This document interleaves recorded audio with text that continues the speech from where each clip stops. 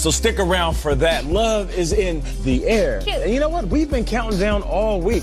My guy Peter, who's looking snazzy today. Valentine's How about Day that night. jacket? Okay, hello, ladies. Yeah. He's going to reveal his top 2 prospects ahead of the NFL Scouting Combine. Peter, you've been breaking it down, and these guys are always superstars. You've been doing it for the last 4 years. And you know what? We got a huge guest coming on the show for the entire hour. Cece's been here all week. We're thankful for that. Yep. And we're also thankful that a guy who's made it to 4 straight Pro Bowls will be joining us. 49ers fullback Kyle Juszczyk will be in studio for the 9 o'clock hour. It's going down, Yeah, right? it is, and I don't think you've ever done a full week with us, and then a Friday. Fridays, the best part about them, even though you're so tired, is that you're tired because you sort of just let it fly. You're loopy. And you're loopy, and viewers love Fridays probably more than any other day of the week because we just sort of, weird things happen. Just let it go, okay? Weird things happen, like Frozen. Let's do this. It's time to lead luck. Lead block. I want to go to Pittsburgh. Good soprano on that, mister. Good luck. Well done. Quarterback Ben Roethlisberger, let's talk about him. He continues to rehab his right elbow. The injury, which caused him to miss 14 games last season, is still underway. Yesterday, their GM, Kevin Colbert, gave an update on Big Ben's progress. Take a look. He goes to see the surgeon out in California. I believe it's February 21st. And we'll see where his progression is. All indications are the progression is where it needs to be at this point. But we understand he's a right-armed, right-handed quarterback that had surgery on his right arm. So we have to be realistic and understand that those types of things have to be proven throughout the spring and the summer as he progresses through. So we'll see. We're very optimistic. The doctors, I'm not basing that on an opinion, that's a professional opinion of our doctors. And Ben will find out for himself as he goes through it. Steelers seem open to the possibility that Roethlisberger would be their quarterback into the 2021 season.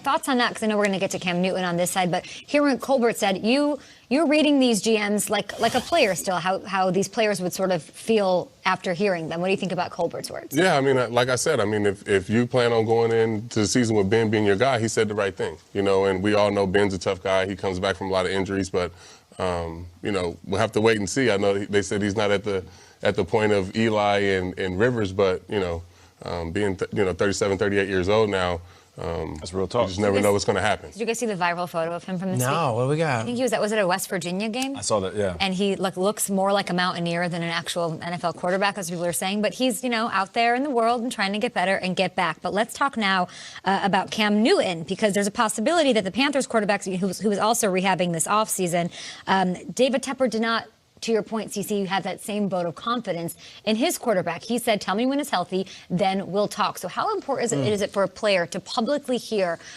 his organization express faith in him? Yeah, Cece's been talking about it all week. What we do is we pay attention to everything that's written in the papers and everything that comes out in the media, and usually it's written by other people. But our ears really perk up when it's somebody within the organization. If it's your teammate, your coach, GM, or owner saying anything about you, we pay attention because, one, what happens on the field is attached to their words, but also the money that we're going to make in the future is attached to their words. So the simple fact that he came out and said, you know what, if he's healthy, then we'll talk to me when he gets better. Cam hears that. But talking to Cam over the past couple of weeks and seeing him in Miami, he also understands that. Cam knows exactly the position he's in. He knows that he's making a little over $20 million. Everybody sees him as a washed-up, banged-up quarterback. And you know what? He wants to reclaim his top spot as one of the best QBs in the business. Ben is dealing with a right arm injury, and he's a right-handed quarterback, and he's 38 years old. And to your point, I didn't see the Mountaineer photo, but I've seen Ben on the sidelines. It's not like he's exactly looking like he did when he was 25 years old. Yeah, I mean, there we go. Come on. Look, this is a wonderful thing for the GM to come out and say, but to say that we're also thinking about him for 2021. Like, there's a lot. An elbow is a huge injury for a quarterback. And at 38 years old, you're asking a lot. And because last year, we were talking about Mike Tomlin as not only the coach of the year, but the coach of the decade for getting wins with what they were dealing with all the injuries that they had on the team, and with no Antonio and no Le'Veon, and yet they were still competitive. All eyes and all eggs seem to be on Ben Roethlisberger here. And for Kevin Colbert, I think that's a long relationship that they have. And Mike Tomlin, that's 2 Super Bowl rings. That's decades worth of investment.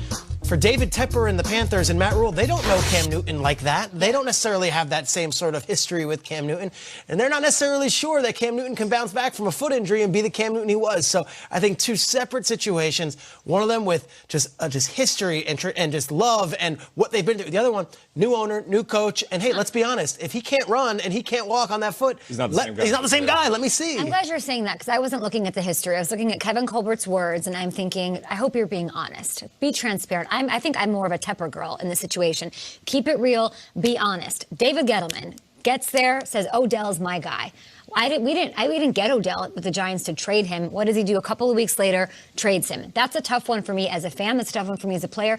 As a player, don't you just want to know the truth? If I'm Cam, I'm like, all right, we don't know what's going on here. I got to get healthy. I would rather not hear like platitudes out of my owner, GM, coaching staff, agents, anybody. But keep it real with me. Not from an organization that you feel like you've done so much for and helped and like been the face of. You know, you feel like they owe you a little more than that. And, you know, a chance to get healthy and show what I can do because I've done so much here. And that's kind of what Big Ben and Matthew Stafford is getting in their situations, you know, from the support from the GM and the owner. And I just feel like, you know, it's just like it's still up in the air. Out of the three situations, I feel like Cam is the one that could leave. Yeah. Just hearing everybody talk. But you almost can't blame them because they don't owe him anything, right? It's new ownership.